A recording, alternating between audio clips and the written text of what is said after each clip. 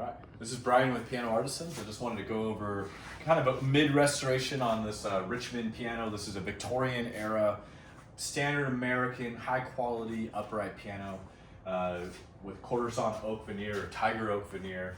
We have like federal markings down here. We got federal fluted legs. We have really, really nice details here on the edges. A beautiful pedal assembly that's gonna be, actually I think on this piano we're not doing a refinish. We're gonna be keeping the pedals as they are, but we could plate them in brass, we could plate them in nickel. You know, so what I wanted to go over today is that actually what we're doing is, what we just completed is a soundboard repair, or at least what we did is we put it in the shims. So John, who's holding the camera right now, used a hot hide glue mixture that we add a little bit of salt in to kind of open up the drying time so that it doesn't cure so quickly, which is an old-fashioned technique, and what it gives us is the ability to use a superior glue, the original style, the original way of doing it. So we have shims. These are all spruce shims. They're all aged. In fact, when we found out that this company that we bought our shims from had all these aged shims, we bought them all because we want that old material, which is always going to be the best. When you're looking at a soundboard, you can get in and if you have a chance to look at a soundboard like this and say it's an upright, a lot of times you can't see it, but on a grand you can see it. But you can see some of these grains get really, really tight. So if we were going to take a linear inch or a cross cut there, we have a ton of grain, and that just means that this tree grew very slowly. We had really short summer seasons and very little growth in the winter, so you have those two grains that are happening. And then you have the plate.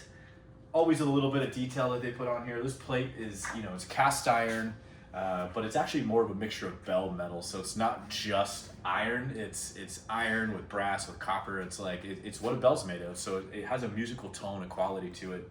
It seems to have been, like, if you listen to a new piano, it's a bit lost. Like it doesn't have a ring. And it's just this whole entire piano is properly dried.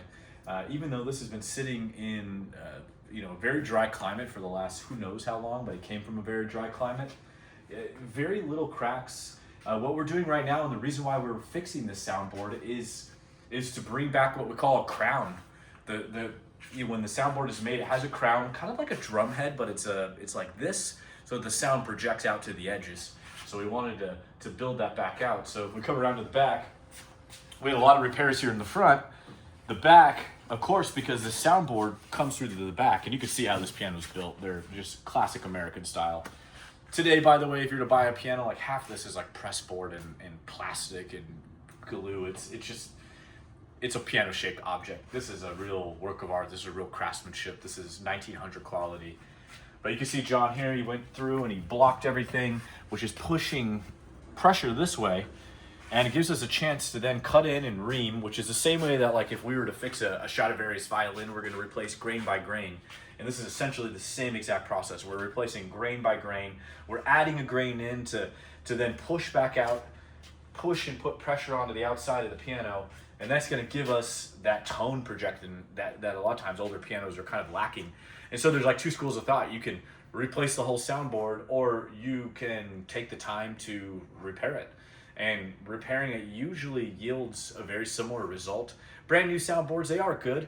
They project a lot of sound, but it's no longer. It's like a restored Mercedes-Benz with a modified motor in it. It's not exactly the original piano. This has the original soundboard in it. It's going to have that original warmth that you expect from a vintage piano versus something that's brand new and off the line. There's nothing wrong with the new soundboard, but it's usually just unnecessary. So a lot of times the pianos that need them are like Steinways that are like 7-footers. The Steinway Bs will have a ton of cracks in them because they have a kind of a tapered, thin soundboard. Standard American build quality is usually a very measured, very thick, very quality soundboard.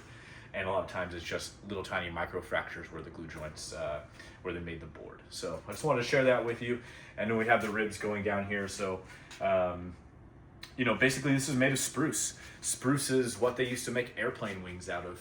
It's a very lightweight material, but extremely strong because of where spruce grows and the fact that the winter grain up in the north It grows a little bit in the winter. That strengthens the spruce, and then it grows a lot during the summer, which gives it a lot of like a lot of air, almost like a honeycomb design. If you were to look at it, you know, under a 100x microscope, you're going to see like a lot of cellular structure, a lot of cellulose, but it's very strong. So I wanted just to share with you just another amazing American quality, you know, piano, and a little peek into our daily tasks that we do here.